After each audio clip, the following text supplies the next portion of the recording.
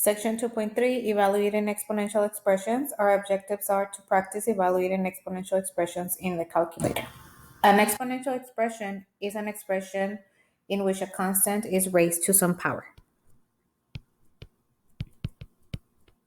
So raised to some power. Exponential expressions can be evaluated by hand, but many require the use of technology. To evaluate by hand, remember the properties of exponents, which we covered in section 2.1. So properties of exponents.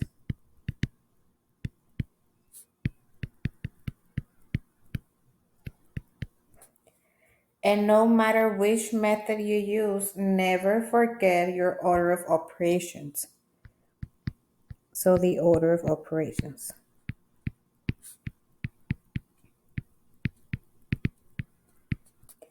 All right, let's take a look at example 1. Evaluate the following exponential expressions by hand. Leave answers in fraction form. So for example A, we have 5 times 2 to the third power. So we have 5 times 2 to the third power, which is the same as 5 times 2 times 2 times 2. 5 times 2 times 2 is 4. 4 times 2 is 8. And 5 times 8 is 40. All right, for example B, we have 5 to the negative 3. We're going to use our negative rule exponent. So we're going to have 1 over 5, and my exponent is going to change to a positive 1. So this is going to be 1 over 5 times 5 times 5. That's going to give me 1 over 5 times 5 is 25, and 25 times 5 is 125. For example C, we have 4 times 27 to the 1/3. So this is 4 times 27 to the 1/3. Let's go ahead and write that in a radical form. So 4 times, my denominator is my index, so cube root of 27. All right. And the cube root of 27 is 3. So that's going to leave me with 4 times 3. And 4 times 3 is 12. Now, for example, D, we have 125 raised to the power of 2/3. So 125 raised to the power of 2/3. Remember, the 3 is my index. So we have the cube root of 125. And then that raised to the second power. So the cube root of 125 is 5. So we have 5 raised to the second power. And 5 to the second power is 25. All right. So for example, E, this one you can go ahead and try it out. So for example, F, we have 3 times 32 to the power of negative 3 over 5. So 3 times 32 to the power of negative 3 over 5. Let's go ahead and change that. 3 times 1 over 32. We change our exponent to a positive exponent.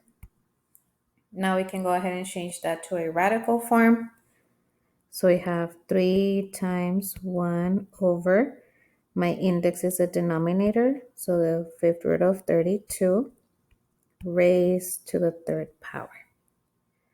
All right, so this is going to be 3 times 1 over, the fifth root of 32 is 2 to the third power. So that's going to be 3 times 1 over 8. And then we multiply 3 times 1 is 3 over 8. And that's my final answer. For example 2, we have to evaluate the following exponential expressions with a calculator. Round answers to 3 decimal places. All right, let's look at example 8. We have negative 5 times 81 raised to the 1/4. We're going to be using this Casio calculator. So let's go ahead and do negative 5 times 81 raised to the 1/4. That's going to give me negative 15. So for example A, this is going to be negative 15. All right, let's take a look at example B. I have 3 times 32 raised, and then we click our fraction to the negative 3/5. And that equals to 3/8. Now they're asking us to round our answers to 3 decimal points.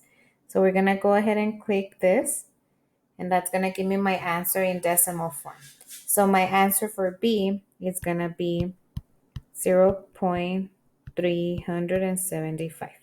For example C, I have E raised to 0.05. So we click shift, this one right here, and then 0.05 equal to 1.05127. Now we need to round to 3 decimal places.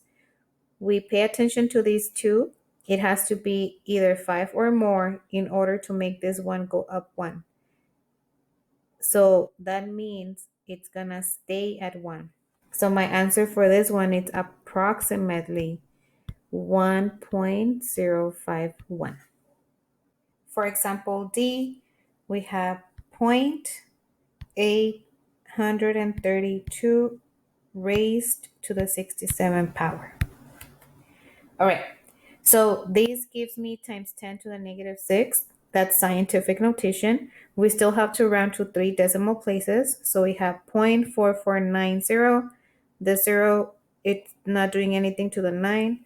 So my answer is going to be approximately 4.449 times 10 to the negative 6. And this is what we call scientific notation.